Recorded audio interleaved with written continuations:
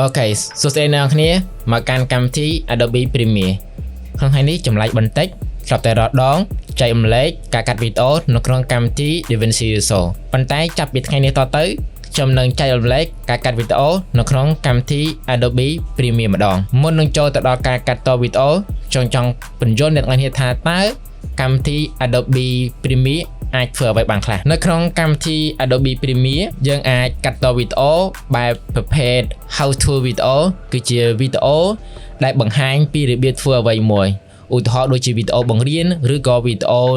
ធ្វើប្រភេទជាអាហារទី2គឺ wedding video វីដេអូសម្រាប់អាពាហ៍ពិពាហ៍ទី3 interview video វីដេអូធ្វើសម្រាប់បទសម្ភាសន៍ទី5 music video វីដេអូបែបចម្រៀងដែលយើងរាល់ថ្ងៃតែងតែលើថាជាប្រភេទ MV មួយទៀតគឺប្រភេទវីដេអូបែបពាណិជ្ជកម្មហើយចុងក្រោយគឺជាវីដេអូបែបភាពយន្តខ្នាតធំដែលយើងធ្លាប់ទៅលើគេហៅថា feature film អូខេអញ្ចឹងនេះគឺជាអ្វីដែលកម្មវិធី Adobe Premiere អាចធ្វើបានក្នុងការកាត់តវីដេអូដើម្បីឲ្យមានភាពរលូនយើងត្រូវមាន3ដំណាក់កាលដំណាក់កាលទី1គេហៅថា Free Production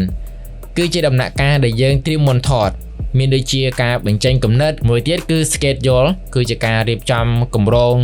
ប្លង់តាក់ទងនឹងដំណាក់កាលនៃការកាត់រឿងឬការកាត់ MV ហើយមួយទៀតគឺយើងទៅរកកន្លែងសម្រាប់ថតនៅវីដេអូនឹងគេហៅថា free production មួយទៀតគឺ production គឺដំណាក់កាលនៃការផលិតឬការថតផ្ទាល់វាមាន editing គឺជាអ្នកដឹកនាំសម្ដែងឬក៏ជាអ្នកគ្រប់គ្រងសកម្មភាពសម្រាប់ថតទី2 lighting គឺយើងរៀបចំពន្លឺគឺប្រព័ន្ធការថតនឹងឲ្យស្អាតធ្វើម៉េចឲ្យស័ក្តិសមទៅជាមួយនឹងតួអង្គទី3 shooting គឺការចោះទៅថតទៅដល់កន្លែងជាក់ស្ដែងតែម្ដងនៅដំណាក់កាលទី2ដំណាក់កាលទី3គេហៅថា post production post production គឺជាដំណាក់កាលចុងក្រោយនៃការកាត់តវីដេអូនឹងឯងមានដូចជា video editor សម្រាប់ការកាត់តវីដេអូដែលចេញមករីសាស្អាតឬក៏មិនស្អាតលយឬក៏មិនលយគឺតាក់ទងទៅនឹង video editor នឹងឯងទី2នៅក្នុងការកាត់នឹងដែរគឺគេហៅថា motion graphic នៅក្នុងការកាត់វីដេអូក៏មាន motion graphic ដែរដើម្បីបន្ថែមនៅគេហៅថារសជាតិនៅក្នុងវីដេអូហ្នឹងទី3គឺ visual effect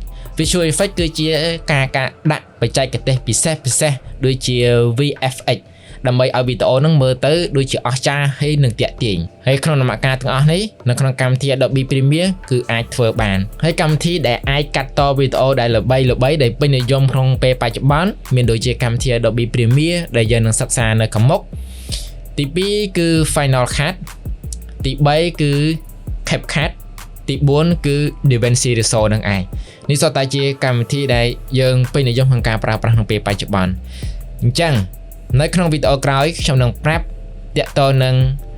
ការសិក្សានៅក្នុងកម្មវិធី Adobe Premiere តាក់ទងនឹង interface តាក់ទងនឹងការបង្កើត project តាក់ទងនឹងការបង្កើត sequence តាក់ទងនឹងការកាត់វីដេអូផ្សេងទៀតខ្ញុំនឹងប្រាប់នៅវីដេអូបន្ទាប់